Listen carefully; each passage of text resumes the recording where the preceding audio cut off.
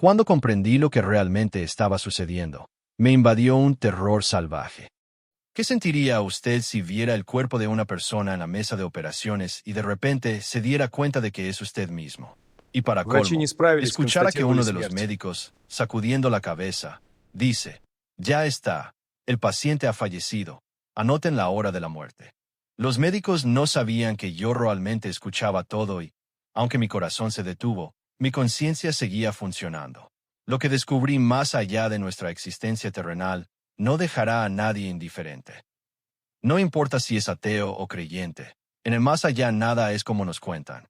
Créanme, sé de lo que hablo, pues no solo estuve en el horizonte de la vida, sino que regresé de allí. Así relataba George Rodonaya su increíble y chocante experiencia de muerte clínica, considerada una de las más prolongadas del mundo, ya que volvió a la vida cuando ya estaba en la morgue. Es una historia que hiela la sangre, pero que da respuestas a preguntas que atormentan a cualquier persona razonable sobre si hay vida después de la muerte. Todo comenzó cuando Rodonaya, médico neuropatólogo soviético y ateo hasta la médula, fue atropellado por un coche en 1976. Fue llevado a cuidados intensivos en estado crítico. Lamentablemente, los médicos no pudieron salvarlo. Pero cuando los especialistas dieron su veredicto de muerte, para George no fue el fin, sino el comienzo de un viaje al espacio ultraterreno. Vi lo que ocurría como desde fuera, contaba. En mi cabeza solo había un pensamiento. ¿Cómo puedo existir si ya no estoy? Como ateos, creíamos que con la parada del corazón todo terminaba. Pero la realidad me mostraba claramente que no era así. El ateísmo fanático resultó ser una mentira. Me di cuenta del horror de mi situación al ver a mi esposa llorando y a mis hijos pequeños, que sentían la tragedia aunque no la comprendieran. Luego, su alma fue arrastrada por un viento invisible y apareció en la habitación de un vecino. Unos días antes había nacido un bebé en esa familia que no paraba de llorar. Rodonaya comprendió que en su estado incorpóreo podía entender al niño. Le pregunté qué le pasaba. No hubo palabras, fue telepático.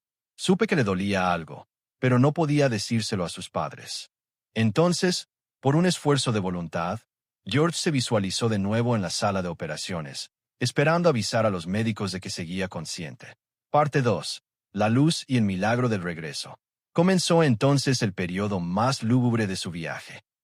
Todo se oscureció y sintió que caía en un sueño profundo, pero no dormía. La oscuridad era densa y lo rodeaba por completo.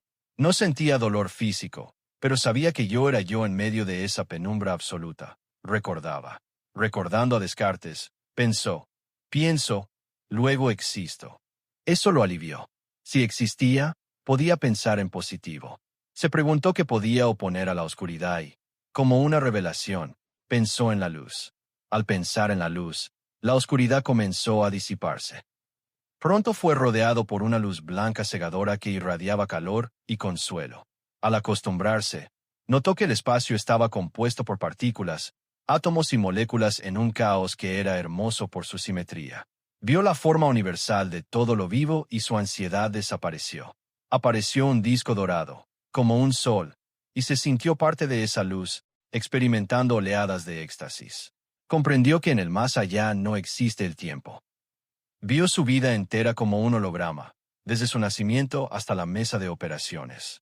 Entendió que la vida es infinita y que solo cambian sus formas. Pero su destino dio otro giro impactante. Mientras su alma estaba en otras esferas, su cuerpo ya estaba ante el patólogo para la autopsia.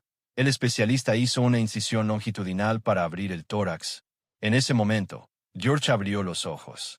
El médico pensó que era un reflejo y se los cerró, pero George los abrió de nuevo. Aterrorizado, el médico acercó una lámpara y vio que sus pupilas reaccionaban. Inmediatamente comenzaron las maniobras de reanimación. Había pasado demasiado tiempo, pero aquel que consideraban un cadáver volvió a la vida. George sintió como una fuerza invisible lo empujaba de vuelta a la oscuridad del cuerpo y al dolor. Tras recuperarse durante 9 meses, George no volvió a la medicina, sino que se convirtió en sacerdote. Me di cuenta de que el único propósito de nuestra vida es el amor. Amar a la naturaleza, a las personas, a la creación, decía. A quienes le preguntaban qué hay después, les respondía que el más allá es una continuación del alma. Los malvados habitan las zonas oscuras, mientras que las almas bondadosas continúan en las esferas superiores. Su muerte clínica duró 3 días, un hecho documentado que desafía la lógica y nos invita a reflexionar sobre la eternidad.